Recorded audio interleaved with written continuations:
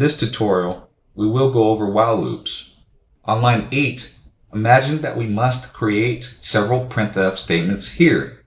Sure, we can do this manually, but this is unnecessary because we can use the power of automation using while loops. A while loop repeatedly executes a block of code as long as given condition remains true. If the condition becomes false at any point, the loop stops and the program moves on to the next part of the code. Now I'm going to write the syntax of the while loop, which is while, then the condition goes here, curly brace. The condition is a logical expression that is checked before each loop iteration. If the loop condition is true, non-zero, the loop executes. If it's false or 0, the loop terminates. If this is 1 or true, then this loop runs forever, and this becomes an infinite loop. Or we can say this is false or 0, then this loop will never get executed because the condition is false. If you remember from the last tutorial with the conditional statements, we can also use the same things here. Let's use the counter variable for the logical expression. And we want to keep executing until the counter becomes 4. And let's move this printf statement to line 9 to illustrate the looping.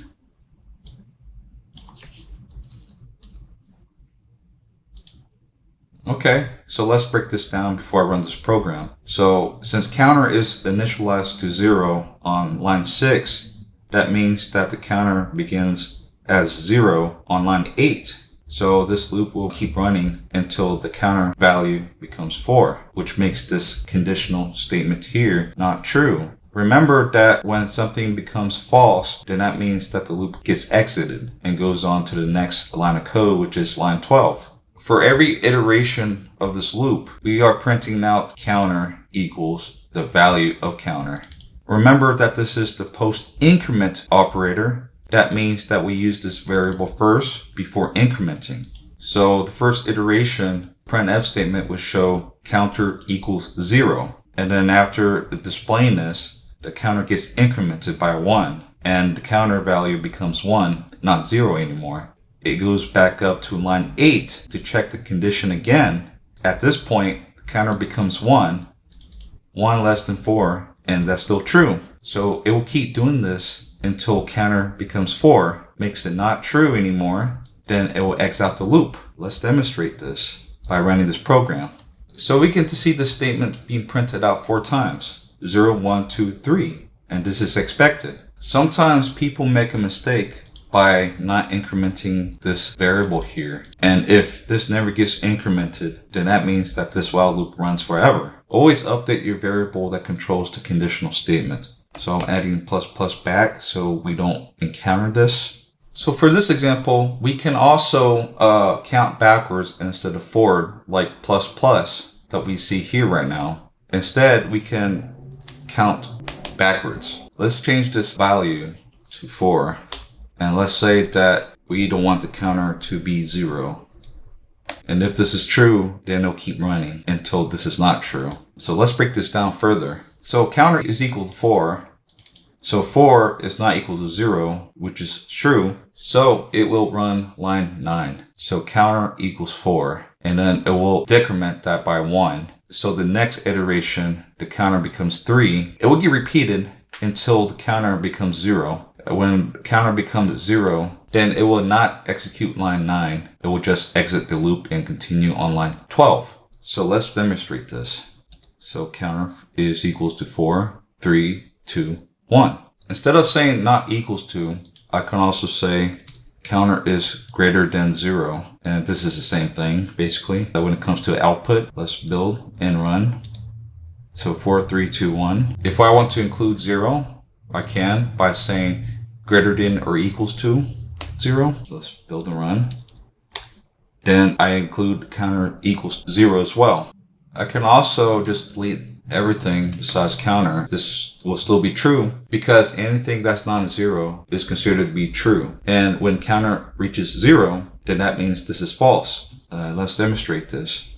So yeah, counter equals 4, 3, 2, 1. we're not including counter equals 0 because that gets skipped. And remember that when counter is equal to 0, that means the condition is false. That's why we don't see counter equals 0. We do not always have to increment or decrement a variable by 1. We can also use other numbers like 2, 3, or so on. In this example, I want to decrement by 2. So let's do this on line 11. I am going to type in counter minus equals to 2. So let's break this down. So counter is 4, which makes this true. So let's print out counter equals 4. On line 11, the counter variable gets updated by being decremented by 2. So counter becomes 2. 2 is still true, so the while loop will still execute the printf, and it will print out counter equals 2. Then on line 11, this counter variable gets updated again by decrementing by 2. Then counter becomes 0. When counter becomes 0, then that means that this is false. Then it will exit this loop and run line 14. Let's demonstrate this. So counter equals 4 and counter equals 2, which is correct. So let's move on to the next example. There's another way to break out of this loop instead of relying on this conditional statement. We can use the statement called break. And let me give you an example of what we can do with that. Let's say that we want to add an if statement here, which is if counter is equals to 2, I want to break out.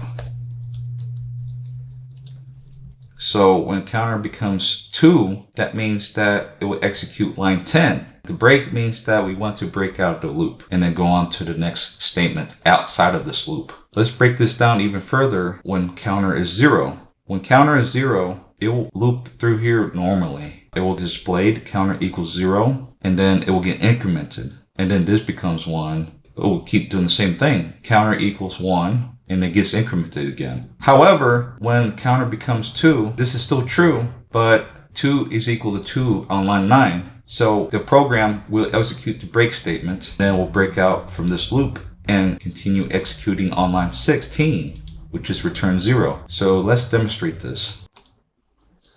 As expected, counter equals 0, counter equals 1. And we're basically skipping the rest because we broke out the while loop.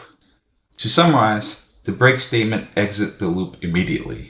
Let's prepare for the next example. Instead of incrementing down here, let's increment it from the beginning.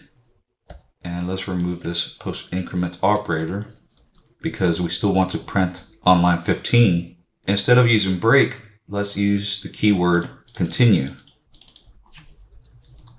When the program enters line 12, it will skip the rest of the loop's iteration, but it won't exit out the loop like break does. It will continue to the next iteration. So let's break this down. So counter is 0, which is true for this. 0 is less than 4. So counter gets incremented by 1 and becomes 1. So 1 equals 2 is false, so it will continue to print on line 15. So the output becomes counter equals 1. Then it proceeds to the next iteration.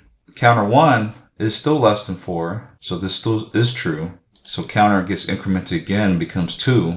2 equals 2 is true, so it will continue. It won't print out line 15 at all. It will go to the next iteration. So 2 is less than 4. So 2 plus plus becomes 3. Then 3 equals 2 is false. Then it'll print out line 15. Or the contents of line 15, then it'll continue until the while loop becomes false and exits. So let's demonstrate this.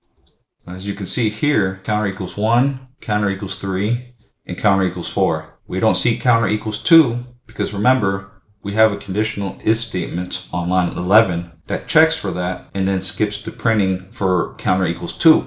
The while loop is a fundamental control structure in C programming that allows you to repeat code as long as a specific condition is met. It's useful in cases where the number of iterations is not known in advance, and you want to keep running the loop based on a condition rather than a fixed number of times. Now that you know how the while loop works, practice with different conditions to become familiar with how it behaves in different situations. Thank you for watching this tutorial. Stay tuned for the next one.